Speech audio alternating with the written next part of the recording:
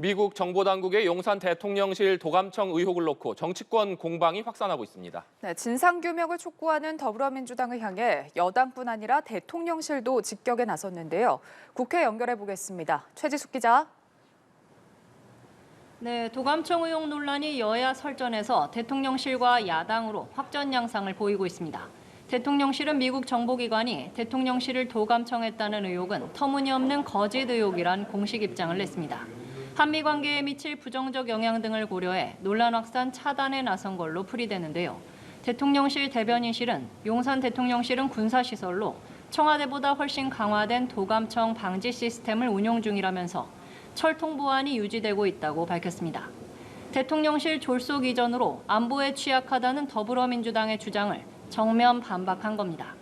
민주당을 향해선 허위 네거티브 의혹으로 국민 선동에 급급하다며 한미동맹을 흔드는 자해 행위이자 국익 침해 행위라고 강하게 비판했습니다. 국민의힘 역시 국익을 내세우며 신중론을 고수해왔는데요. 김기현 대표의 발언 잠시 들어보시죠. 미국도 아직 진상조사가 안 돼 있는 상태이기 때문에 국익에 부합하는 조치가 무엇인지 신중하게 접근해야 된다고 봅니다.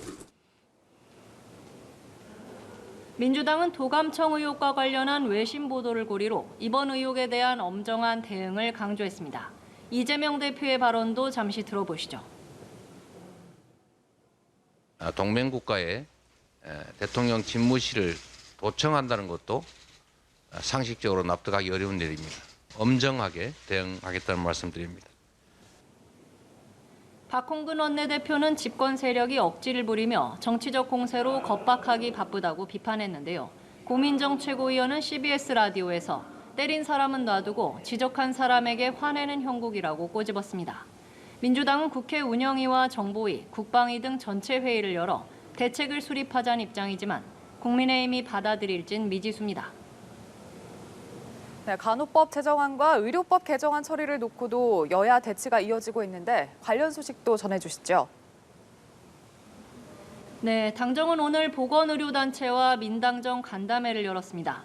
현장의 의견을 듣고 간호법과 의료법 중재안을 마련하기 위해서인데요. 앞서 더불어민주당 주도로 처리된 양곡관리법 개정안에 윤석열 대통령이 거부권을 행사하면서 거부권 행사가 반복될 경우 여론상 부담을 고려한 조치로 풀이됩니다. 두 법안은 모두 국민의힘의 반대에도 불구하고 야당 주도로 국회 본회의에 직회부가 결정돼 민주당이 모레 본회의 표결 처리를 예고한 상태입니다. 당정은 간호법 제정안의 명칭을 간호사 처우 등에 관한 법률로 바꿔 추진하고 간호사 업무 관련 내용은 기존 의료법에 존치하자는 중재안을 내놨습니다. 또 의료법 개정안에 대해선 의사면허 취소에 해당하는 범죄를 모든 범죄에서 의료 관련 범죄, 성범죄와 강력범죄로 구체화하는 안을 제시했습니다. 다만 간호협회 측은 수용 불가 입장을 밝힌 가운데 국민의힘은 중재안을 토대로 민주당과 협상에 나선다는 방침입니다.